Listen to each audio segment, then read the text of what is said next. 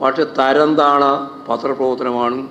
കേരളത്തിൻ്റെ പത്രപ്രവർത്തനത്തെ തന്നെ പരിഹാസ്യമാക്കുന്ന നിലപാടാണ് നിങ്ങൾ സ്വീകരിച്ചുകൊണ്ടിരിക്കുന്നത്. നാളെ 20 UDFും 0 CPM ആണെന്ന് നിങ്ങൾ എക്സിറ്റ് പോൾ വന്നാലും ഒരു പ്രശ്നമില്ല. കാരണം നിങ്ങൾ അങ്ങനെയായിപ്പോയി ഈ കേരളത്തിലെ മാധ്യമ ശൃംഖലയും അതുമായി ബന്ധപ്പെട്ട ഈ എക്സിറ്റ് പോൾ ഉൾപ്പെടെ എല്ലാം.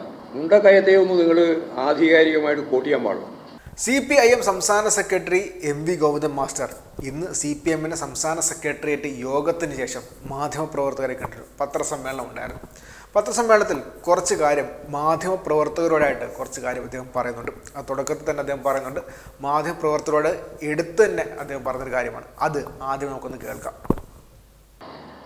എനിക്ക് മാധ്യമങ്ങളോട് പറയാനുള്ളൊരു കാര്യം, നിങ്ങളിങ്ങനെ CPMനെതിരായി ഇടതുപക്ഷ ജനാധിപത്യ മുന്നണിക്കെതിരായി എല്ലാ കാലത്തും കള്ളപ്രചാരവേല നടത്തി മുമ്പോട്ടേക്ക് പോകാൻ ശ്രമിച്ചാൽ സ്വാഭാവികമായിട്ടും അതിനെ നേരിടേണ്ടി വരും.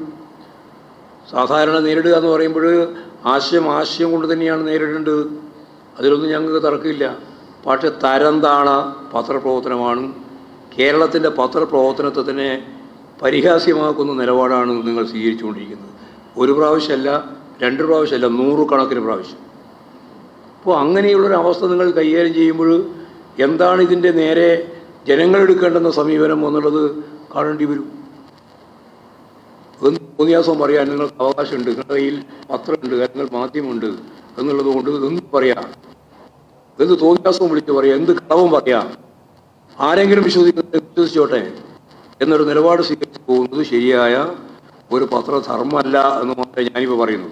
തരംതാണ പരിപാടിയാണ് നിങ്ങൾ നടത്തുന്നത് വ്യക്തമായിട്ട് മാധ്യമപ്രവർത്തകരുടെ മുഖത്ത് നോക്കി MV ഗോവിന്ദൻ മാസ്റ്റർ പറയുന്നുണ്ട്.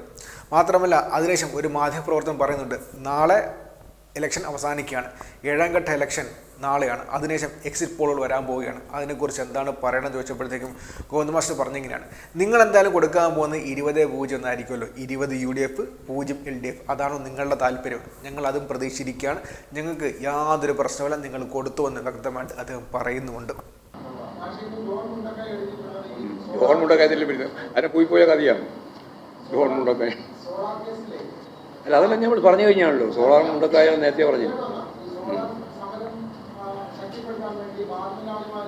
ആര് നൽകിയെന്നോ? ആരാ മുണ്ടക്കായം പറയുന്ന? ഞാൻ അത് നേരത്തെ പറഞ്ഞതിൽ തെറ്റായതുകൊണ്ട് ഇതും തെറ്റാന്ന് കണ്ടാൽ മതി. മുണ്ടക്കയത്തെ ഒന്നും നിങ്ങൾ ആധികാരികമായിട്ട് കോട്ട് ചെയ്യാൻ പാടില്ല. എന്തുകൊണ്ടാണ്? അദ്ദേഹം പറഞ്ഞിരുന്ന ഏറ്റവും പ്രധാനപ്പെട്ട ഒരു കാര്യം, അവിടെ ആ സമരം ഒത്തുതീർപ്പുമായി ബന്ധപ്പെട്ട് 2 വ്യക്തികൾ പേരെടുത്ത് പറഞ്ഞു. അവർ 2 ആൾ അതിനെ നിഷേധിച്ചു. അത് കളവാണെന്ന് വ്യക്തമായി. അങ്ങനെയുള്ള ഒരാളെ വീണ്ടും നിങ്ങൾ ഉദ്ധരിക്കാൻ പാടില്ല. അതെ,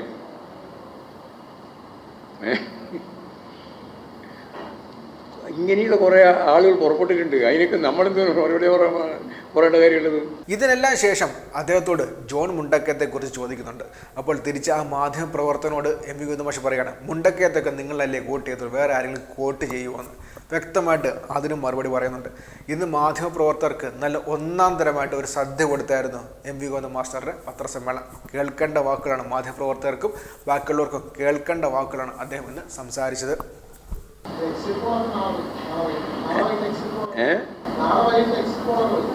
നാളെയോ?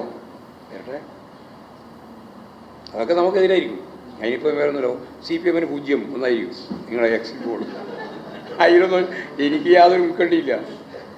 നാളെ 20 UDFും 0 CPM ആണെന്ന് നിങ്ങൾ എക്സിറ്റ് പോൾ വന്നാലും ഒരു പ്രശ്നമില്ല. കാരണം നിങ്ങൾ അങ്ങനെയായിപ്പോയി ഈ കേരളത്തിലെ മാധ്യമ ശൃംഖലയും അതുമായി ബന്ധപ്പെട്ട ഈ എക്സിറ്റ് പോൾ ഉൾപ്പെടെ എല്ലാം.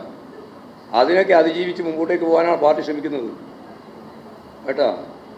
നിങ്ങൾ 0 പറഞ്ഞാലും ഞങ്ങൾക്ക് യാതൊരു പ്രയാസം ഉണ്ടാവില്ല.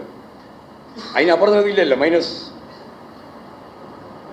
0ൻ്റെ അപ്പുറത്തേക്ക് കടക്കേണ്ട കാര്യമില്ല. 0 പറഞ്ഞു കഴിഞ്ഞാൽ പിന്നെ അതാണ് നിങ്ങൾ പറയാതെ നമുക്ക് ഇപ്പോഴേ വ്യക്തി ഉണ്ടെങ്കിൽ പിന്നെ നാളത്തെ എക്സിറ്റ് പോൾ വന്നതുകൊണ്ട് ഞങ്ങൾക്ക് വലിയ പ്രയാസമുണ്ടോ? ഒരു പ്രയാസമില്ല.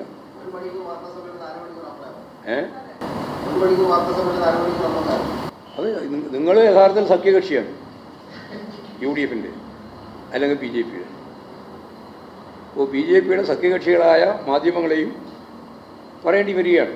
ഞങ്ങൾക്ക് മാധ്യമത്തോട് പറയാൻ, അല്ലെങ്കിൽ മാധ്യമങ്ങളോട് ഞങ്ങൾ ഈ മാധ്യമങ്ങളോട് പറയുന്നത് എന്തിനാണ്? ഇതെല്ലാം രാജ്യം റേറ്റ് അയച്ചിട്ടാണ്. അത് തന്നെ ഇപ്പോൾ നിങ്ങൾ കൊടുക്കുന്നില്ല. എങ്ങനെയോ രാജ്യം അറിഞ്ഞോട്ടെ എന്ന് വിചാരിച്ച് പറയുന്നത് പോലും കൃത്യമായിട്ട് കൊടുക്കുന്നില്ല. മുഖ്യമന്ത്രിയുടെ പത്രസമ്മേളനം പോലും നിങ്ങൾ കൃത്യമായിട്ട് ടെലികാസ്റ്റ് ചെയ്യുന്നില്ല. ആ ഒരു നിങ്ങൾ ആരാകുന്നു, നിങ്ങൾ എങ്ങനെയാണ് അധോദിക്കുന്നത് എന്ന് ജനങ്ങൾക്ക് മനസ്സിലാക്കാൻ വേണ്ടിയിട്ടാണ് ഇതെല്ലാം. കേട്ടാ, നിങ്ങളിവിടെ ഇരിക്കുന്നത് നിങ്ങളെ പറ്റുന്നല്ല ഞാനിത് പറയുന്നത്. നിങ്ങൾ ഈ വാർത്താ ശൃംഖലയിലുള്ള ഓരോന്നും എന്താണെന്ന് ജനങ്ങൾക്ക് നല്ലതുപോലെ മനസ്സിലാക്കാൻ സാധിക്കത്തക്ക രീതിയിലുള്ള സംഭവ പരമ്പരകളാണ് നിങ്ങളുമായി ബന്ധപ്പെട്ട് ഉണ്ടായിക്കൊണ്ടിരിക്കുന്നത്. അത് ജനങ്ങൾ മനസ്സിലാക്കുന്നുണ്ട്. അതുകൊണ്ട് ഞാൻ സാധാരണ പറയാറുണ്ട്, വരികൾക്കിടയിൽ വായിക്കാൻ, കാണുന്നതിൻ്റെ അപ്പുറം കാണാനുള്ള ശേഷി കേരളത്തിലെ ജനങ്ങൾ നേടിയിട്ടുണ്ട്. അതുകൊണ്ട് നിങ്ങൾ ആത്യന്തിക അവസാനത്തെ വാക്ക് നിങ്ങളുടെ വാക്കുണ്ട്, അയ്യാൻ നിഷേധിക്കുന്നില്ല. പക്ഷെ നിങ്ങളുടെ വാക്കാണ് അവസാനത്തെ വാക്ക് എന്ന തെറ്റിദ്ധാരണ നിങ്ങൾക്ക് വേണം.